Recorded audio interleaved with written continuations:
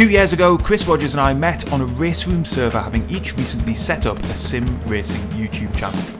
He's one of my best sim racing buddies, but we haven't really ever faced off against each other on track. Today that all changes, but who will come out on top?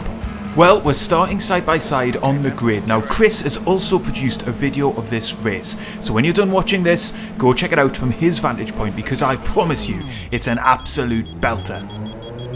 But right now, the lights have gone green. We're already underway here at the Hockenheim Ring. A driver off to the right-hand side had a terrible start and has fallen all the way down the grid, but my eyes are firmly forward to see what might kick off here through T1, and there's two cars off to the left-hand side, another rejoining. We get a little tap, and I think that was Chris on my inside, so already we've come together then through T1, but thankfully we both survived. We're now 3 wide, heading into the right-hander here before we get onto the long back straight. We managed to avoid contact there. There's another car just swooping around my outside now. That's Broca up ahead, and we're going to settle into 10th position, so we've made up a few spots off the start, and now it's all about spotting our braking and turning point for the hairpin down the end of this back straight. Cold tyres, cold brakes. I'm going to shape to the inside, try and make another move here down the inside of Broca. Big gamble here. Can I get the car slowed down? You could see René Rast up ahead, struggling to keep the car in a straight line. We're alright though. We're able to get past Broca and up into P9. 3 abreast up ahead. This Mazda in RaceRoom just gives you some fantastic racing, and you can see that already as everybody is jostling for position on this opening lap. Tricky braking zone here. Get the car slowed down. We're going to go down into first on this opening lap to just get the car rotated. We're able to keep in touch with the drivers up ahead here, but I've got to be very careful. This could all end in tears very, very quickly here as cars are side by side all over the track here, heading into the stadium section. I'm going to shape down the inside, but I'm going to think better of going side by side with Gutman into that corner. He's going to run it out wide. He's up onto the gravel. I get to the other side of the track to avoid him rejoining, and I'm able then to get up into 8th position. Yellow flag's out. That looks like it's something in my rear view mirror. Chris looks like he's survived all of that. He's still in 11th position as we come through the final couple of corners of the opening lap, and we're very nearly then going to cross the start finish line and be in 8th position, which after just a single racing lap is definitely a good result. Rast trying to break the toe into T1 there. You can see him going towards the pit wall, but there's a yellow flag out. There's a car off up ahead. It's Remus off right towards the barrier there. He's clearly had some kind of incident into T1, so that's us up into 7th position. The place gains just keep on coming so far in this race. Get the car slowed down again into first to get it rotated. Oh, but Hughes up ahead. He's had a big moment there. He's ran wide, and we're going to be up into the top 6.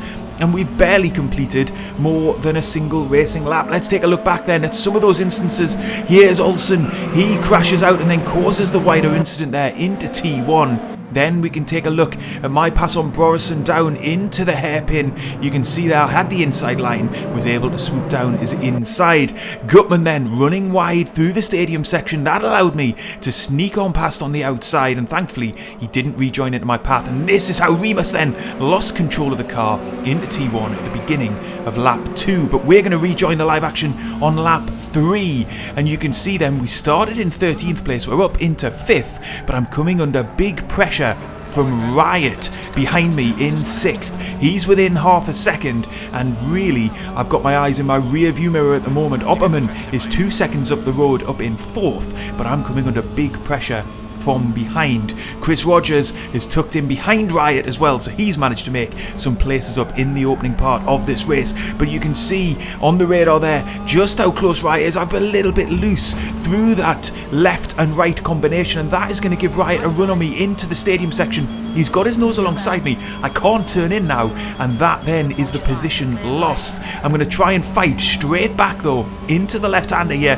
He's got the inside line covered off. I'm just about alongside, but it's a long way around the outside on this left-hander. There's no real way of holding that line around the corner. there's a big risk you end up off on the grass. So I'm going to have to tuck in behind, but hopefully try and put a bit of pressure into the beginning of the next lap. You can see less than 0.2 of a second separate us as we cross the start-finish line to begin lap 4, but unfortunately, for now at least, I've lost that position. Let's take a look at just how I lost it on replay very quickly here then. Into the stadium section, Riot down my inside, and then really there was no way to fight that back because he already had the inside line for the next corner, so I just had to settle in behind. But we are back on lap 4. I'm still tucked right underneath the rear of his car as we're coming down the back straight, so I will get a big slipstream here. I'll be in his tow and I'll be able to hopefully mount an attack down into the hairpin. He's going to shape to the inside to defend. There's no real space then. He's got right to the right hand side of the track. I switch to the left hand side then to see if there isn't a way around the outside or to perform a bit of a switchback, but he blocks off the apex. There's no way through for me there. I have to concede defeat in this battle as well and live to fight another day. We flash forward then. I've had a little bit of a scrappy end to that lap, and we're now just 0.4 seconds ahead of Chris in 7th position, so he's closed that gap. Up ahead though, Riot is about to make a move down the inside of Opperman. Opperman's got all sorts of problems heading into T1. I'm able to make the pass as well, so I'm back up into 5th position, Riot up into 4th, and it looks like Roger's got that move done too. Lap 6 then, and we are still on the tail of Riot, but he is closed right in on Schleicher in 3rd position, so a podium here is not out of the question as we're hitting the back straight. Once again, less than 5 minutes left on the race clock, and it very much looks like Riot is planning a move down into the hairpin here. Schleicher has gone defensive very early here, and we're going to just see what happens. Try and keep a watching brief, pick up any pieces that may fall here if the two drivers come together. We take on normal line. You can see Riot trying to tuck back underneath. Oh, we very nearly lose the car coming through the exit of the corner there then. Schleicher able to defend, but Riot still interested in making this move. Less than 0.3 of a second separate all 3 cars here. There he goes, Riot down the inside. I'm going to try and follow him through here on the left-hander here. We're just able to get alongside Schleicher, but he will have the inside for the right-hander here. We're side by side going through the corner. That slows me down. And look in the rear view mirror, Rogers alongside me now. He's got his nose down the inside. He's going to have the high ground for the stadium section. Side by side, we come together. I'm up onto the curb as we're side by side still. That's going to give me the inside line into the left-hander, and that allows me just to hold the position, but he's going to give me another little tap from behind there as he's right nose to tail coming through the final couple of corners in this lap. So at last we've got a battle between CR Sim Racing and Broca Sim Racing on track. Let's take a look at the replay of how all of that unfolded. Riot then coming down the inside of Schleicher. That then puts me on the outside into the next corner. That gives Rogers all the momentum that he needs to get down my inside, and as soon as he's got his nose alongside my rear tyre, I can't really turn in. We do come together just as we go through the corner. That puts me up onto the curbing, but no harm done there. We're side by side into the left-hander, but I've got the advantage as I'm down the inside and I'm able to hold onto the position. Lap 7 then, and we're still hot on the heels of Schleicher. Up ahead, Rogers still piling on the pressure from behind. We get a much better run through T1 then. I'm going to be down the inside of Schleicher. Up ahead here, it's going to be a very tight entrance to the corner. Oh, we get a big hit as Schleicher turns in on me there. Side by side door banging, but we both make it through the corner. He is going to get the better exit though as a result, so I have to tuck straight back underneath his car once again to benefit from the slipstream. Rogers will be getting a double dose of slipstream behind me.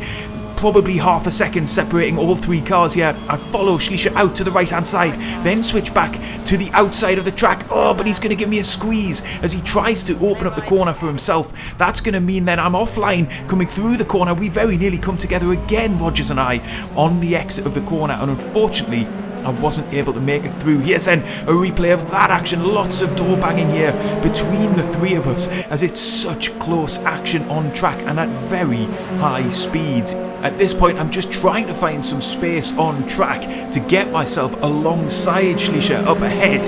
He then comes right out to the outside of the track again, very nearly resulting in a big accident there, but we're all able to survive. Chris gets caught out on the apex, but we're now on to the final lap of the race, and still this three-way battle is raging. It's all to play for here. First place in the top 4.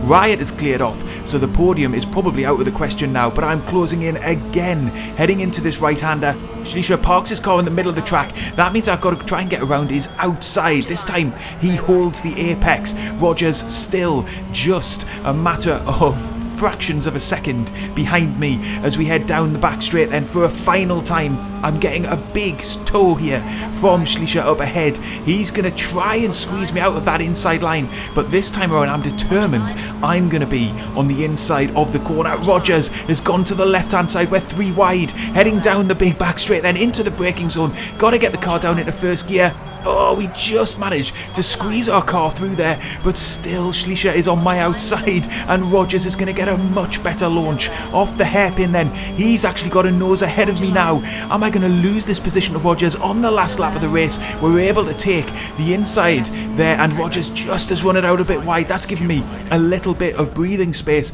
as we come through the left-hander. Both myself and Schliescher clop the curb there on the inside. Rogers gets a better exit. He's swarming all over the rear of my car here, and we've just got the stadium section to go. I've lost a bit of touch with Schliescher up ahead, so it looks like it's going to be all about defending from Chris here through the final set of corners. He's got a much stronger run through the right-hander there. He peels to the outside. I've got to defend the inside here and hope that Chris isn't able to cut back up underneath me here. Oh, you can see he's very close behind. He shapes to the left-hand side. He's on my outside, but it's a long way round this final double right-hander. He's going to try though and swoop back underneath me here. Is he going to make it? Oh, he's just not close enough. We round the final corner, and there's going to be maybe a couple of tenths separating us here as I take the checkered flag and just hold on. But wow, what a race.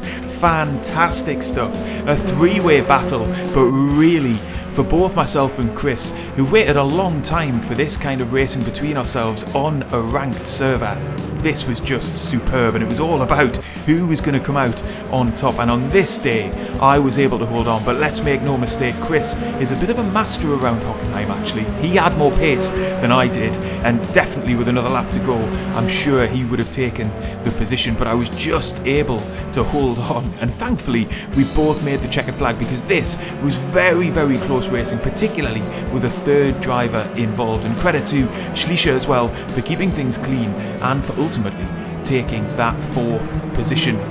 But look, this was a real treat for both Chris and I to drive and record. I would absolutely encourage you to go and check Chris's channel out. Honestly, he produces some of the finest sim racing videos that you're going to find out there. Don't believe me? Well, as I said at the beginning, Chris has made a video of this race as well. So here it is up on screen now. Go check it out and see what the race was like from his perspective, and I will see you on the next one.